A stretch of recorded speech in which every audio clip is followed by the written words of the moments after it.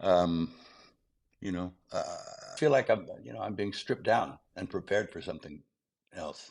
Now that's maybe very personal, but I feel like the Almighty's preparing me to do something big. Nobody was supposed to see this version of Christ. Not in your lifetime. Not ever. For 1700 years, there has existed a portrait of Jesus so fundamentally different from anything the Western Church allowed its congregations to read that the men who controlled the institution spent centuries making sure every copy was tracked down and destroyed. They voted to ban the texts that contained it.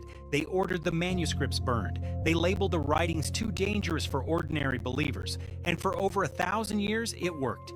Billions of people lived and died without ever encountering the original description of who Jesus actually was, according to the people who knew him first. But they didn't get every copy. In cliff face monasteries carved into the mountains of northern Ethiopia, monks kept writing. They kept copying. Generation after generation, century after century, in dim stone rooms, lit by oil lamps mixing ink from minerals and plants, shaping every character of an ancient script with hands that cramped and eyes that eventually failed. They did it because they believed what they were preserving was sacred, not forbidden, not dangerous, sacred. And for 1,500 years, while the rest of Christianity was handed a softer, simpler, more manageable version, those monks guarded the original. Now, the filmmaker who already proved once that he would tell the unfiltered version of this story, regardless of what it cost him, has read what they preserved. He's spending $250 million to put it on IMAX screens. And what Mel Gibson is building right now inside Cinecittà Studios in Rome is a version of Jesus Christ that most of the Western world has never been told existed. You have to start in 2004 because without what happened then, none of what's coming next makes any sense. Mel Gibson directed a film that every studio in Hollywood refused to finance. He put up his own money. He mortgaged his own future on it. He shot the entire thing in Aramaic, Latin, and Hebrew. Dead languages nobody had spoken in that context for 2,000 years. No commercial softening, no theological compromise, no mercy for audiences who wanted something comfortable. The Passion of the Christ depicted the final 12 hours of Jesus' life with a physical intensity that left theaters shaken. The scourging, the crown of thorns, the slow collapsing march to Calvary, critics called it excessive. Audiences called it the most unflinching portrayal of Christ's suffering ever committed to film.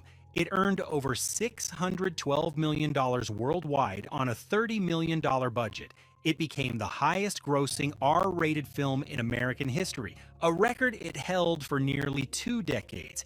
It remains the highest grossing independent film ever made. The people who said it would ruin Gibson were wrong. The people who said audiences didn't want unfiltered religious cinema were spectacularly wrong. But Gibson never claimed the story was complete. From the very beginning, he said publicly that The Passion only told half the narrative. It ended at the tomb. What happened after that? What the oldest Christian texts say occurred across every realm of existence, not just inside a garden outside Jerusalem.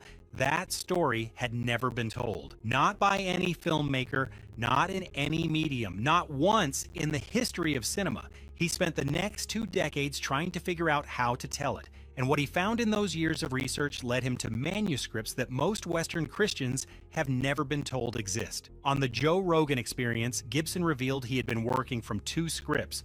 One was traditional, structured, close to what audiences would expect.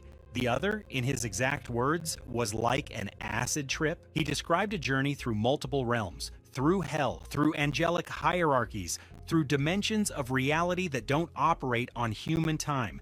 He said the film had to begin with the fall of the angels. You're in another place, he told Rogan. You're in another realm. You need to go to hell. You need to go to Sheol. He said the story spans from the fall of the angels to the death of the last apostle, not a 3-day window, a cosmic arc. Most people heard that interview and assumed Gibson was being theatrical. He wasn't. He was describing almost word for word what a set of ancient texts have